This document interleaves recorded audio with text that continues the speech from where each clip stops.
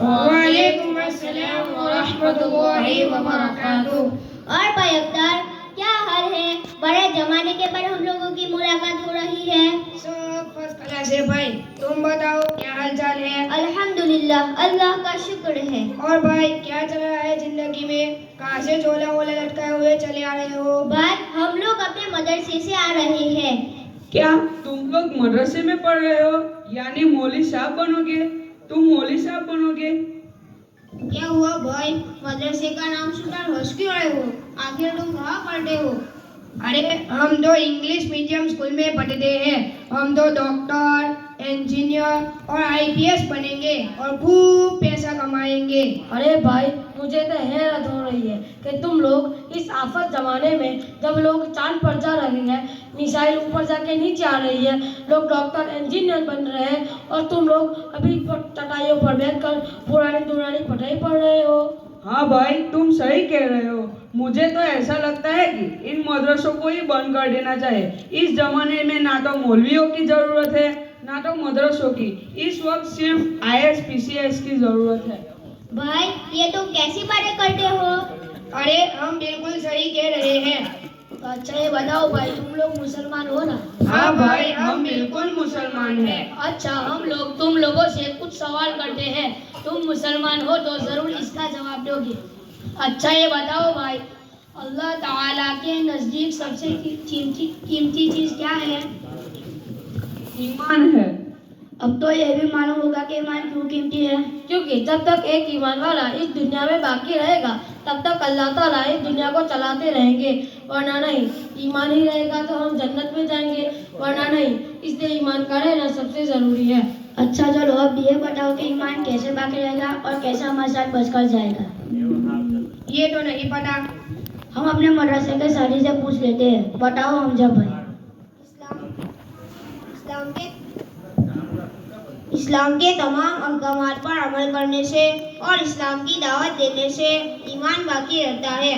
जैसे नमाज, रोज़ा, हज, ज़कात, कुरान, कुर्बानी, जनाजा। तमाम हराम कामों से बचने और हलाल कामों के करने से ईमान बाकी रहता है और बचता है। अब तुम बताओ भाई, इस्लाम के तमाम अहकामात हमें कौन सिखाता है? हमें नमाज कौन पढ़ाता है? हमें जुमा कौन पढ़ाता है? हमें कुरान कौन सिखाता है? और कौन हमें हलाल और हराम की तमीज़ सिखाता है? बताओ बताओ भाई।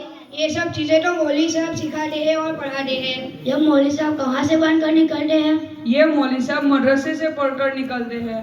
तो अब मेरी बात सुनो भाई, ये मदारिस है तो उलमा है, और उलमा है तो इस्लामी तालीमात जिंदा है, और नेक आमाल जिंदा है, और नेक आमाल है तो ईमान बाकी है, और ईमान वाला बाकी है तो ये दुनिया बाकी है। और ये मदरसे नहीं तो उलमा नहीं, और उलमा नहीं तो इस्लामी तालीमात और नेक आमाल नहीं, और ये नहीं तो ईमान वाला नहीं, और ईमान वाला नहीं तो तुम नहीं, हम नहीं, तुम्हारा डॉक्टर नहीं, इंजीनियर नहीं, चांद नहीं तो चांद पर जाना भी नहीं होगा।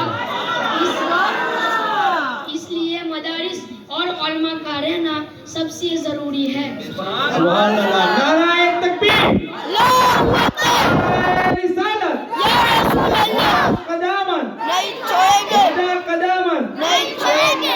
इसे यही जवाब रिपीट करो जोर से।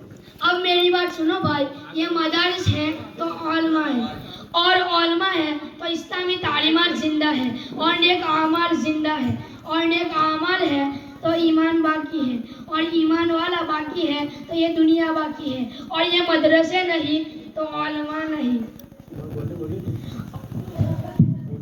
और उलमा नहीं तो इस्लामी तालीमात और नेक आमाल नहीं, और नेक आमाल नहीं तो तुम नहीं, और हम नहीं, तुम्हारा डॉक्टर नहीं, इंजीनियर नहीं, चांद नहीं तो चांद पर जाना भी नहीं रहेगा।